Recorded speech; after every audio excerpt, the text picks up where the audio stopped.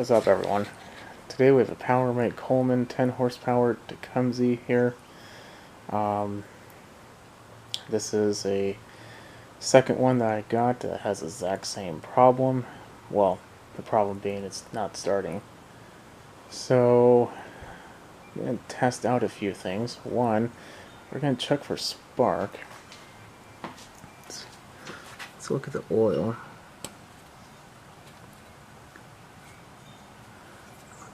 One of the reasons why, because I'm sure it's going to need a carb clean, but one of the reasons why I wanted to show this, it looks pretty full. Get a rag and clean it up and see what happens. So these are supposed to actually screw it in, but I don't. I just realized that I'm going to be subtracting that amount, or adding, I mean.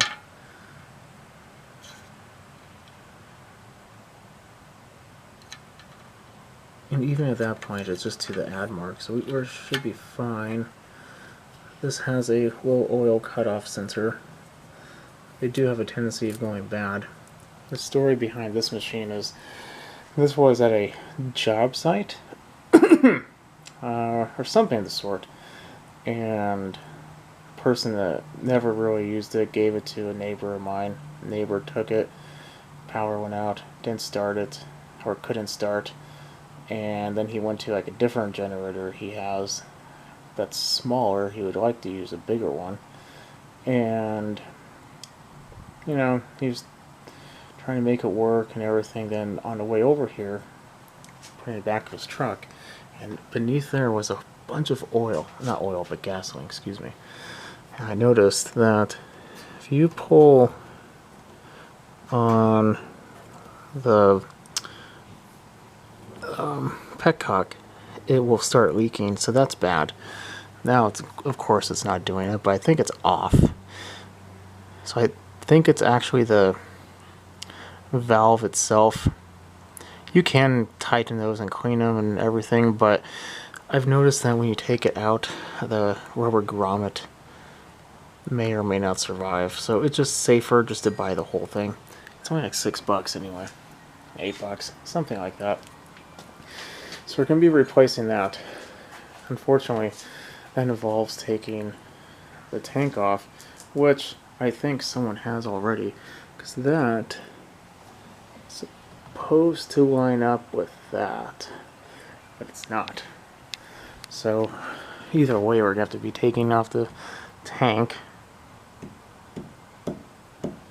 and I think the fuel line is even supposed to go through that slot, because right now it's just kind of sitting there. Okay, so first things first, like I said, I'm 99% sure we're gonna have a carb issue, but just in case we have a low spark problem, because he did say he ran it dry, let's just take the spark plug out and see if we get any spark, and then we'll go from there. I'm sure it's too bright to see this, but let's try it.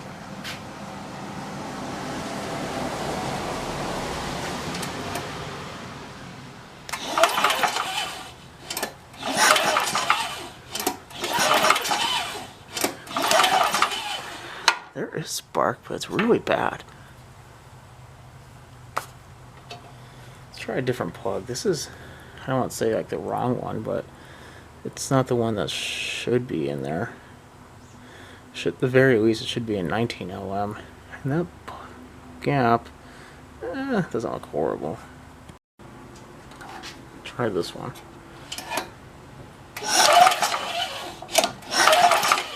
Oh yeah, it's way better. That isn't a 19 LM, that's an AutoZone equivalent.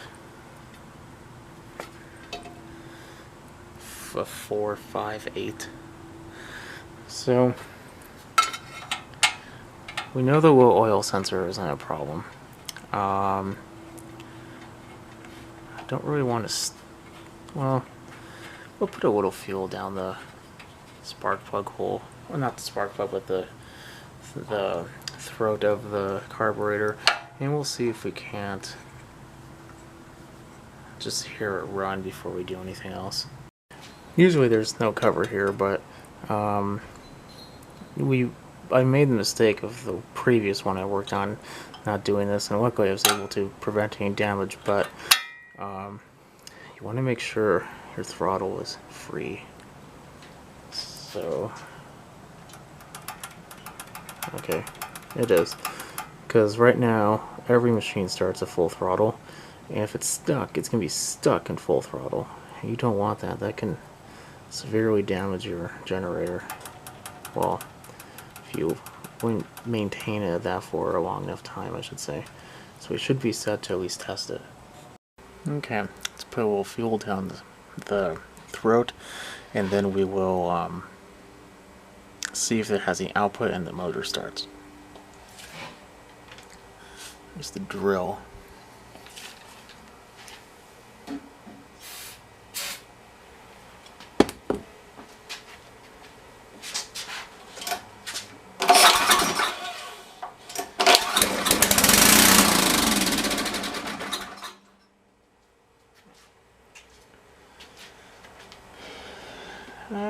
Drill moved a little bit, but it only ran for a second, so that's not too uncommon. I think we're pretty good. Let's take off that carb. So before there was this whole cover and I just took it off. It just attached with a 2 screws there and a bolt up top. It's just easier to take it off, and I just took it off before we even tested it. So this one is the better type. It has a crankcase vent that goes directly to the carburetor. The problem I see with this carburetor is that it's very specialized. It does have these 2 mounting points, so worst comes to worst, we could put a new carb in there, but we're gonna have to get rid of the guard, or we'd have to rig something up. I prefer not to rig anything up, so we're gonna hopefully get rid of this or clean this carb. Now, we already know that we're gonna have to replace a few things on the petcock. That's fine. Actually, this is the day after I started. It was supposed to come today, but it was delayed. But I got everything I need. I don't think I'll be using the fuel line in there because this is... Actually, maybe I... No. This isn't horrible, actually. Might keep it. I don't even know if this is fuel line. Oh. It's cracking. We'll have to replace the fuel line, too. Okay. So, let's disconnect the crankcase vent. I did one right before this that the crankcase vent actually went to a port on the bottom. I don't like that just because chances of you getting oil in your oil filter, just with the natural course of how it's going to run, it's probably a little higher. And this carb is the one that only has one location for the throttle. It doesn't have the multiple holes that you just have to choose the right one for your application. Yes, it's probably not the correct way, but it's how I do it. Oops.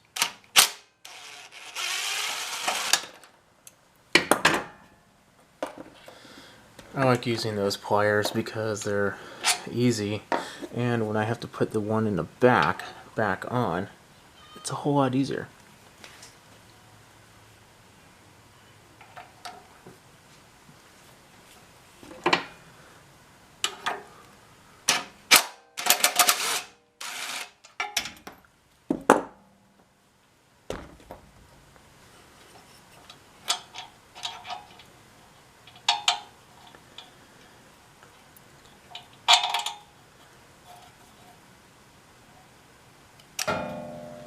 So, I don't know if the fuel's on.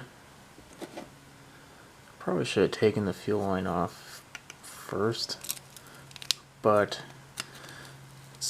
I can't really... Oh, now it comes off. I can't really turn it, so I'm just gonna hope it's off.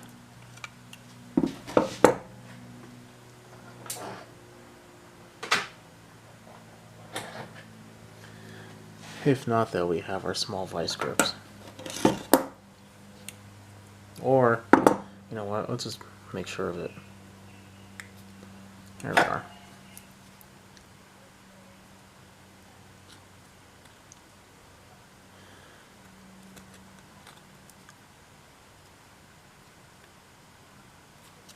Need fuel pliers.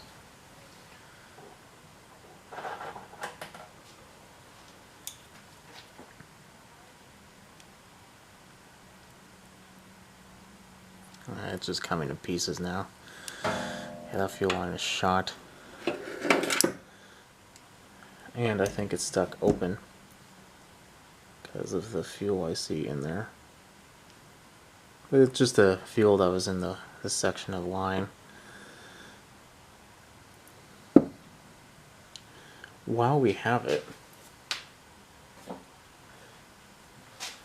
everybody puts fresh gas in. That's what they tell me. Everybody does. Let's see if this person... Oh my god.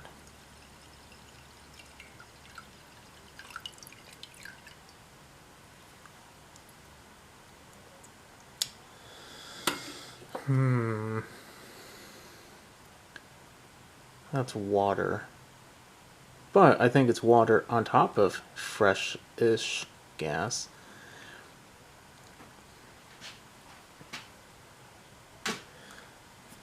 That just makes me wonder what we're going to find in here. Let's go find out. I let it settle a little bit more. The gas itself actually looks pretty decent.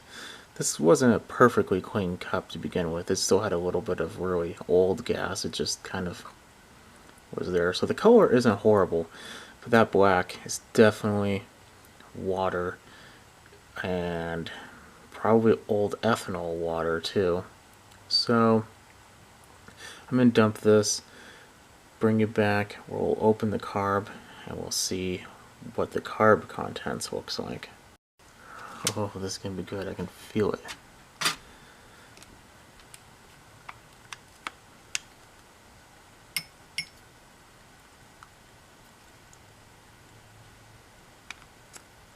Starting to leak out. Well, it makes sense. I'm tipping it upside down practically. I like doing it fast because then it prevents me from, well, these are really sharp, so it's hard to grab on sometimes, but the impact just makes it so the bowl kind of stays on there. That way I could take the jet out, kind of a pre-look, and it's looking pretty nasty. Yeah, that's completely tarred up. That's going to be a good one for the cleaner.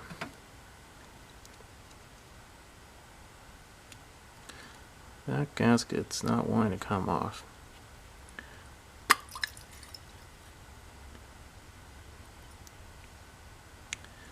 Yep, that's old ethanol garbage.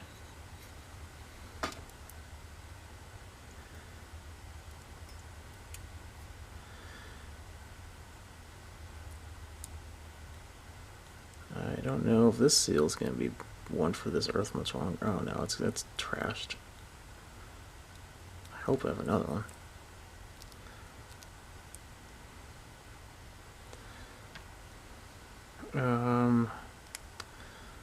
Other than that, why not put that in the cleaner too?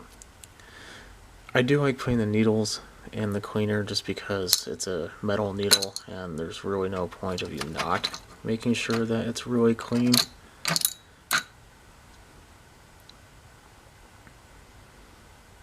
Obviously we need to take this off, but we'll do that later.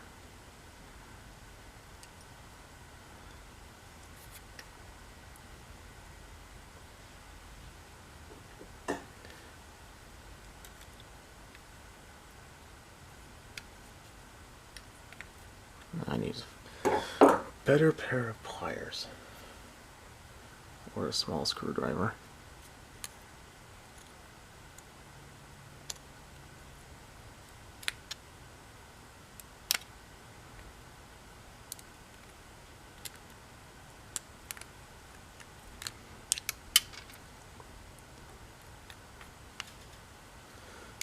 This is the pilot, also known as idle. Now I know what you're thinking. I don't care. Why would I take that out? It's not going to idle. It's old. It doesn't have an idle circuit. Well, you're right. Half of it. The reason why you still take it out though is that idle does affect the main, because it calculates the main knowing that the idle would also be providing fuel. So if one of them, even though it's a small little idle jet, is clogged, it's not going to run properly. That is not wanting to come out. And it's plastic. Oh, there we go. Okay, good. The top seal did not come out though. So I showed this before. It's 670377. It's actually meant for a Tecumseh. But it's pretty decent for taking out small seals. It has a small little hook on there.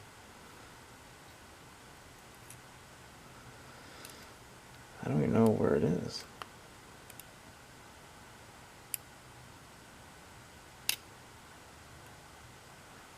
I don't even see it anymore.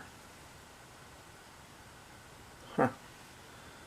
Maybe this is the only Tecumseh known to man to ever not have a seal like that? I doubt it.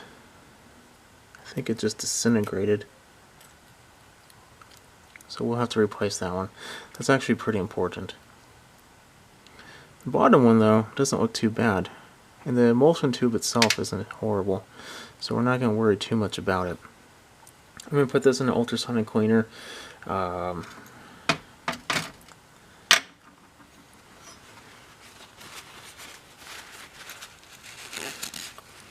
Here shortly, because it's the time to do so. I'm going to be explaining how to properly put away your generator. It's not too dissimilar from your pretty much anything, but there is a few key things that I would say are pretty important, just because when you don't have power, you probably don't want to be doing these types of things.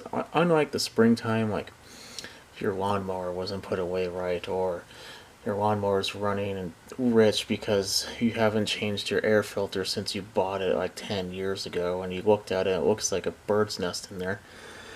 You know, you can still cut your lawn, probably. Maybe. But, or even wait a day. The generator, that's a little harder, hence the reason why I've been doing so many of these right now. So I'm going to help explain how to prevent this. Keep an eye out for that one. The carb is done in the ultrasonic cleaner, but in my experience with these carbs, the pilot jet passages do like to foster extra dirt that's going to require a little extra cleaning.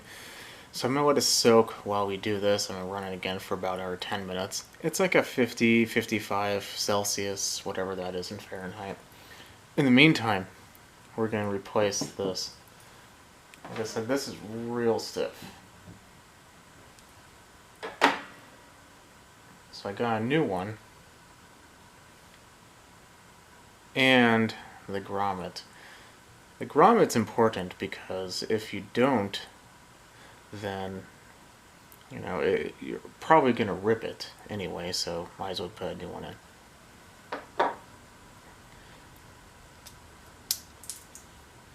Whoa.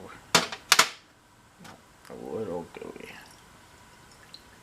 We're going to drain the fuel out of the line that's in there already.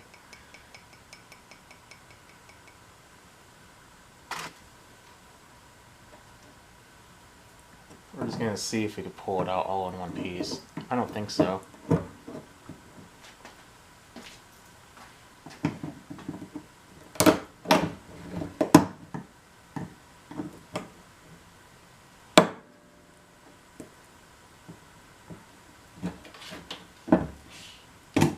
Maybe.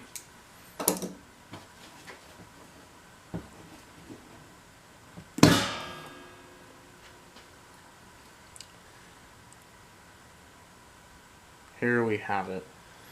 Yeah, that's disgusting. I do like the fact there's a filter on there. I don't have this type of filter, but I do have a different type. We're going to be putting the filter on the fuel line itself. While I like the fact there's a filter in there, changing this filter or cleaning it's a lot harder. So I like to see this material in something like this. This you can change, no issue. This is going to the trash. However, something that is kind of surprising, usually when you get these kits, the fuel line is a completely either 2 miles too long or just 3 or 4 inches too short. But this one appears to be about the same, so I think we might actually use this line.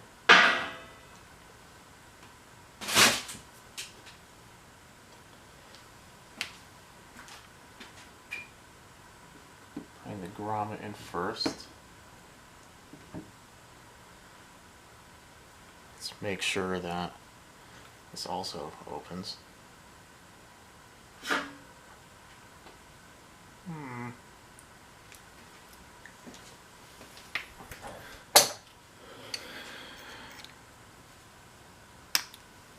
Okay. Disaster was avoided. It was just a little stiff.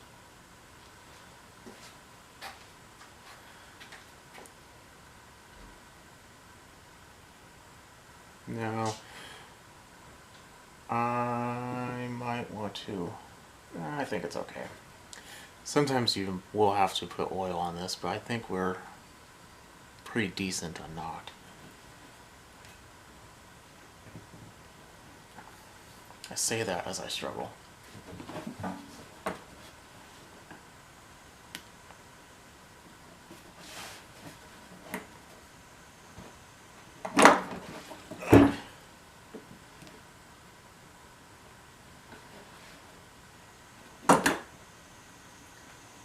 There we go. You really have to put some strength in there. So now we should be set.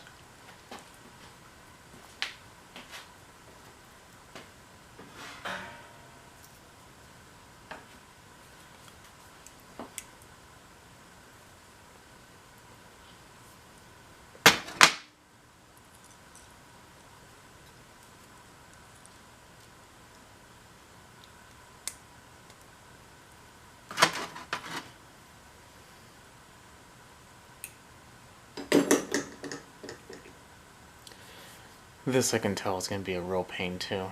I'm just going to put it on real quick. So the reason why we had to do this is I noticed the other one was leaking, and while it's been a long time since I've been a fireman, I've never been a fireman by the way, pretty sure electricity and gasoline do not mix very well. So because of that reason, we're going to be replacing that, obviously. I don't want there to be a potential for fire. So for this one, I'm going to probably I'm going to wait on that filter. You know what? I'm going to put the cover back on, put the tank back on. I'm going to test out the valve, make sure it doesn't leak as well, and make sure there's no more water in there. I don't think so. I mean, I drained the fuel, and the fuel that I took out of it did have a little bit of water in there, not that much. I'm going to spray the inside of the tank, dry it out as good as I can, put the fuel that is still good back in there, just minus the water, and then we'll go ahead and do that.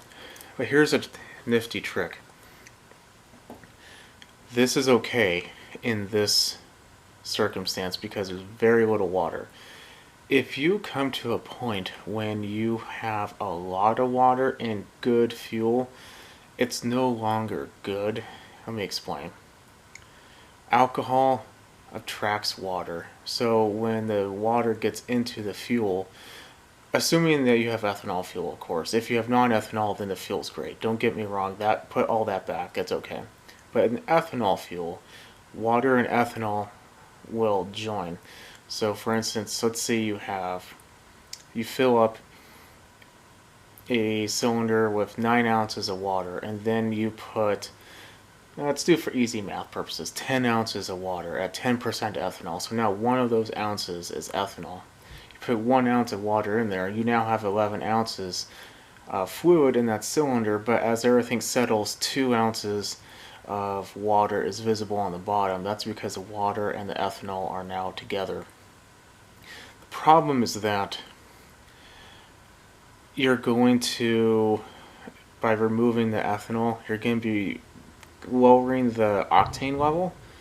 Most of the time, it probably won't be a problem, but if you're running something that's a little bit more specific or higher compression, especially if it's a modified engine, you could run into knocking or spark knocking. So keep that in mind. It's probably never going to be a problem, but it's something that you do want to keep in mind. When I have done something like that, I usually put that fuel in older engines, because older engines won't require a lot of compression.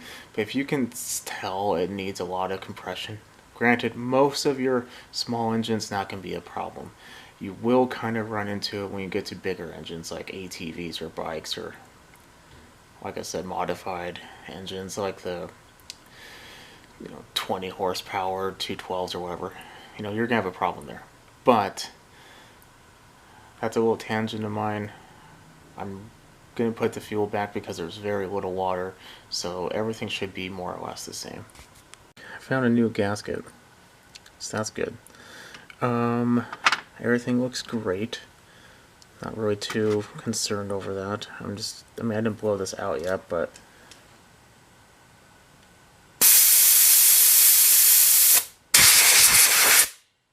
cover your ears, by the way. But it seems perfectly fine.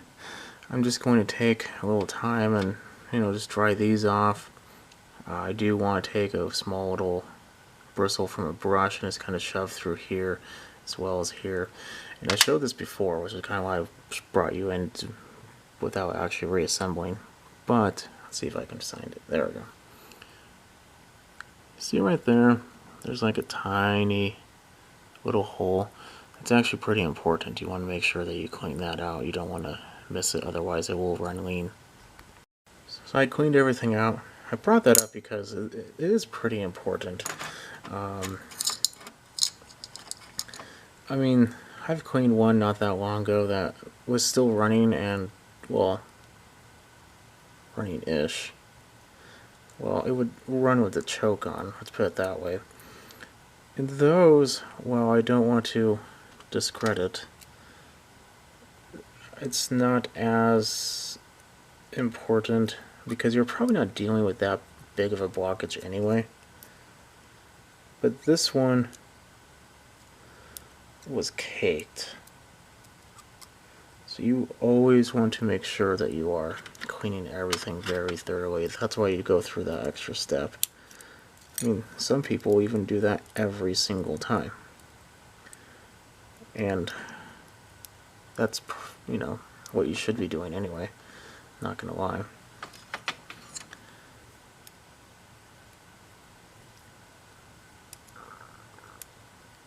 This needle's kind of funky. Okay. Oh, that's not right.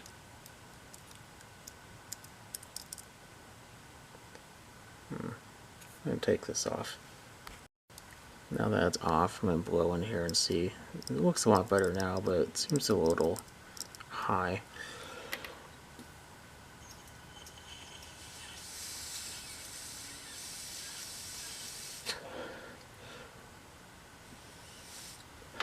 I hope we need to replace the seat. It's garbage. It's not too hard to imagine that, though. So hopefully this works. Take an air compressor and blow through there.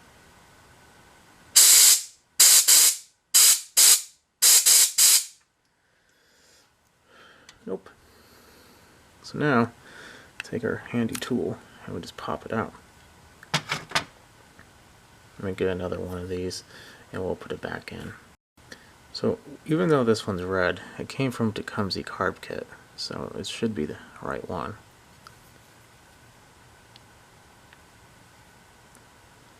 It's not wanting to go in there very easily though. Might need a little oil.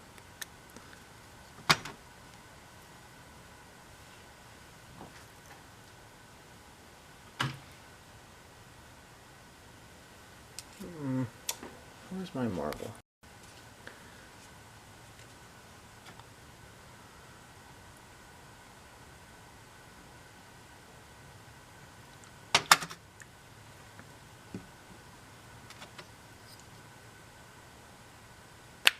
There we go.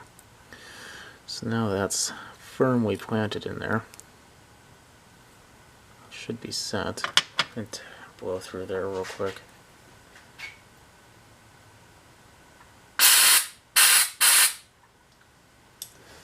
That kind of just cleans the oil out and just pushes it further down. Well, kind of. So now, I'm not a fan of this needle. What is going on with this thing?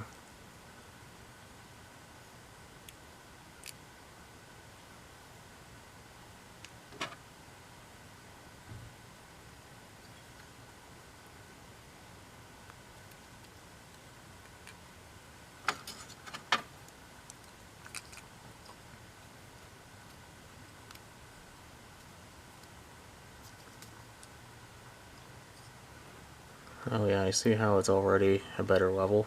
The other one was swollen.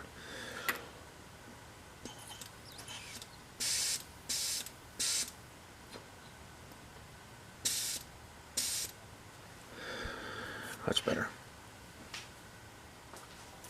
So, now that that's done, you want to look at your bowl, because if you look right here or there, I don't remember, it looks normal and it looks nice inside, except for, you know, a couple markings.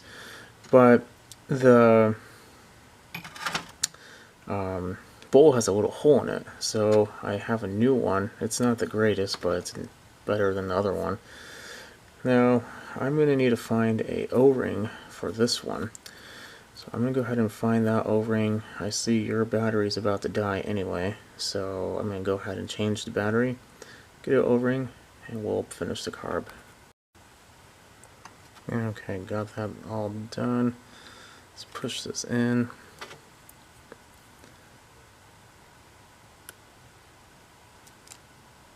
Uh-oh. That one not cooperating anymore.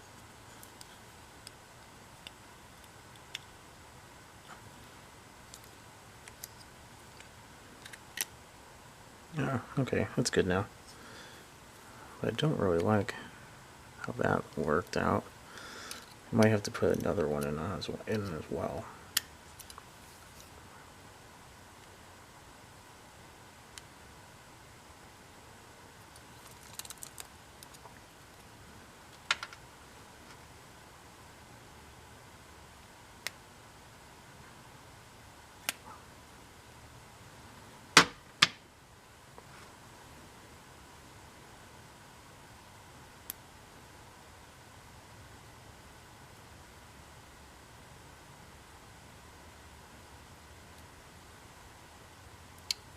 Yeah, I don't like this. I'm gonna get a new one.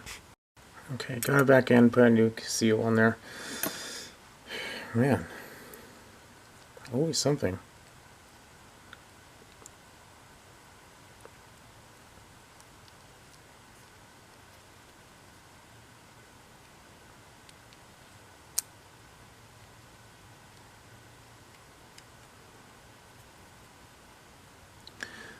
These new bowl gaskets can be a tad difficult. Which one's a good one? Not this one.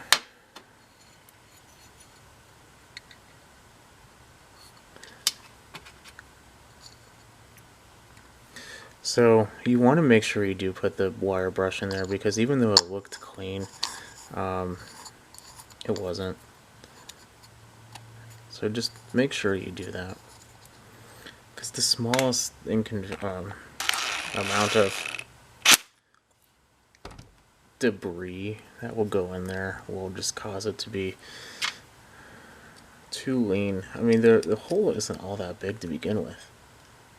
And yeah, I know I used the impact, that's fine. But anyway, the hole isn't all that big to begin with, so you have even a small obstruction, it's going to cause a big problem. I'm going to put this back on, give her a test run. So I got it all done.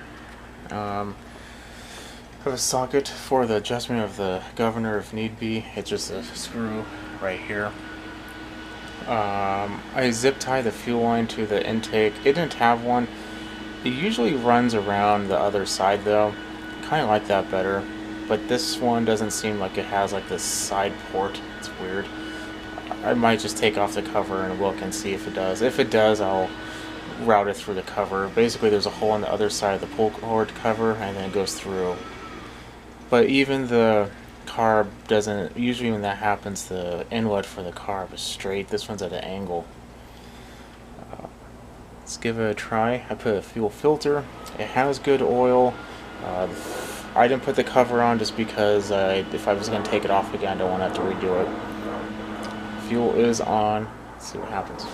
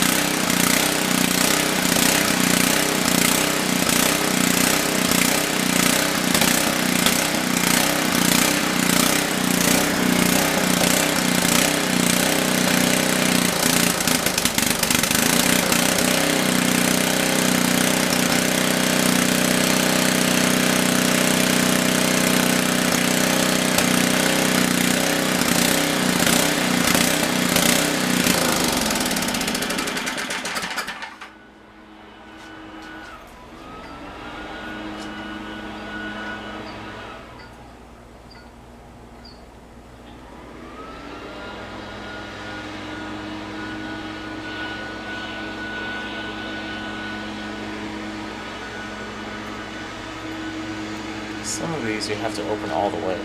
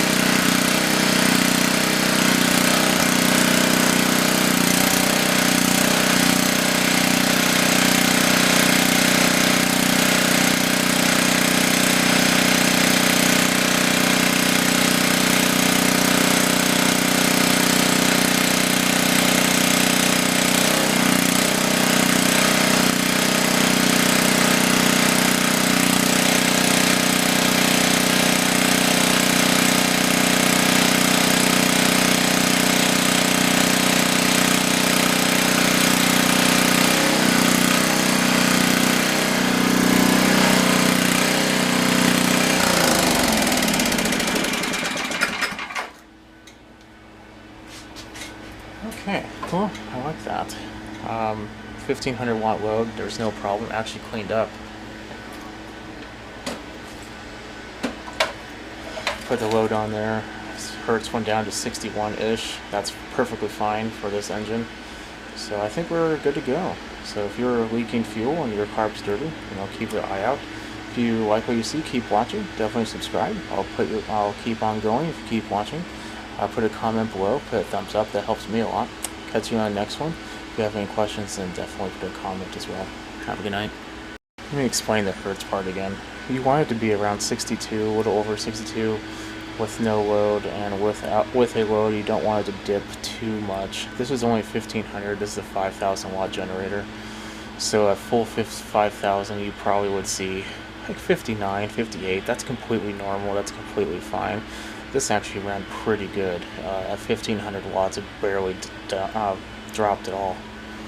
Okay, so I just want to explain that. I know I have in the previous videos, but just want to make sure it's on this one as well. Okay, have a good night.